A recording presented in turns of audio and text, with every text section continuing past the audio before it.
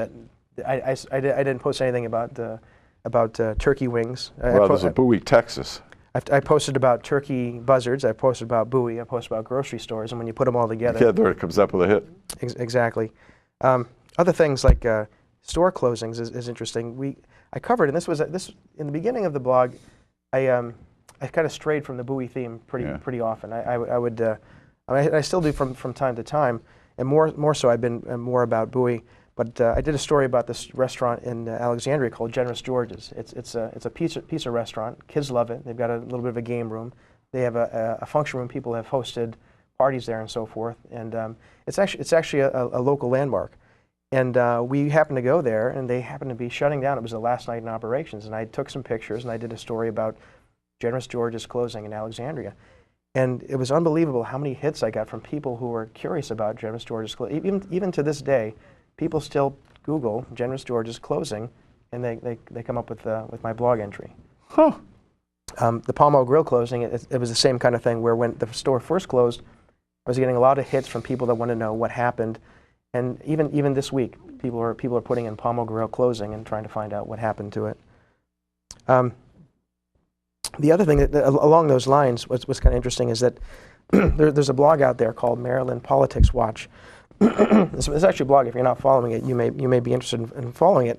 And so this very topic about capturing what people Google to reach your site provides them with some information. So there's this story. They're talking about a delegate named Bill Frick. Oh yeah. Do you know Bill Frick? Yeah. Apparently he's a very good-looking guy. I'm not a judge of those things. I'm not an expert on that. No. So they did a story. They said, oh, by the way, we can see what people Google to reach our site. And so they said, here's some of the phrases that people Google to reach our site. Delegate Bill Frick, sexy. Delegate Bill Frick, hot. Handsome Delegate Bill Frick. Delegate Bill Frick, awesome. Bill Frick, smartest. Bill Frick, hot. That's inane. So they did a story and say this is they called it the God. What did they call it? Oh, the stud of the State House. Bill Frick was the title of the blog. Oh. And so they were saying how people were reaching the site by doing this. So he must be a real good-looking guy. So what I did at the time is and this is kind of a technical, practical joke. I actually did the same thing where I replaced Bill Frick with the name of the guy who does the blog. His name is Adam Pagnucco. And so I Googled the same things. I put Adam Pagnucco sexy, and of course his blog comes up.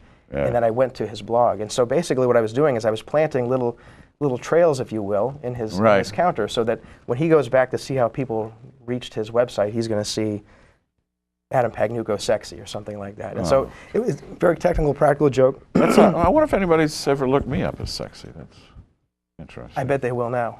Will now. Senior Citizens Club, perhaps.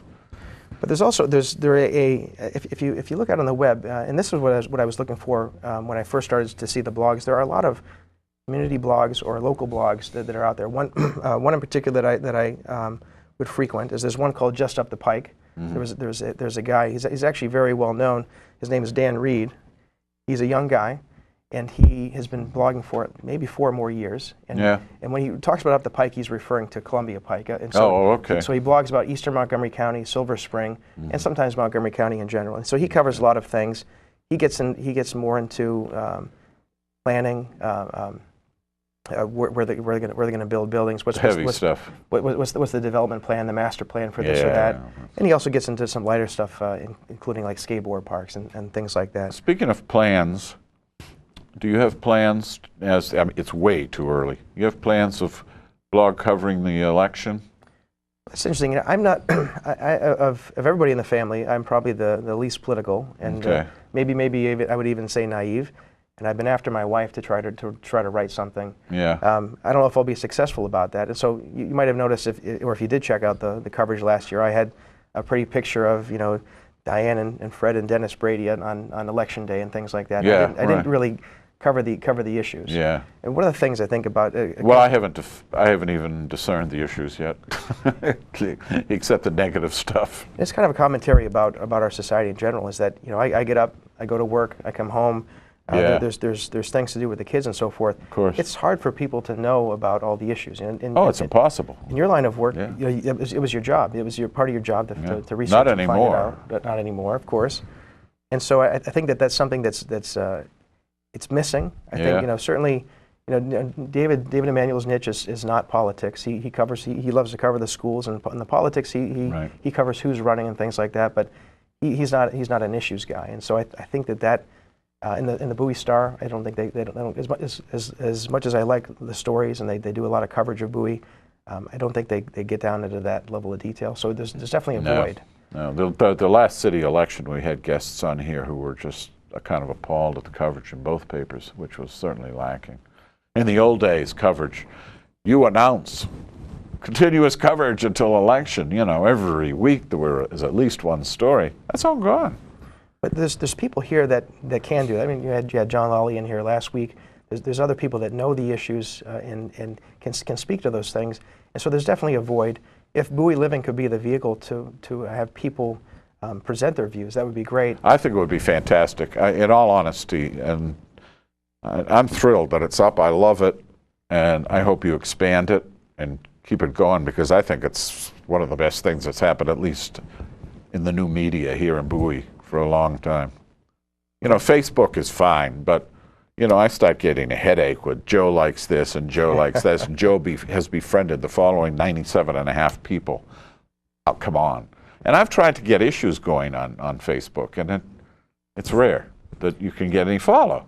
It's difficult, and it does get very crowded now. There's a lot of stuff, and people are going to start filtering. Well, we have reached that point of no return. All right, well, thank you for having me on. Oh, it was great. I enjoyed it. We did an hour show. People are going to be jealous that you get all this time, But it was worth it. The pictures were spectacular. I had a good time, and I thank you very, very much for coming in. Is Mimi waiting in the hall? No, she isn't, but before I left the house this morning, she said, "Are you going to wear that?" And I was wearing something different, and so I did change. It couldn't be any more garish than this. Oh, well. Well, again, thank you to our audience. I hope you enjoyed the show, and make sure you tune in to the Blogspot. And this show, of course, will be on starting next Friday at 2 and 7 p.m., which is ridiculous telling you that, because it won't be on until then. Good night, good afternoon, whatever the case may be, and thanks again. Bye-bye.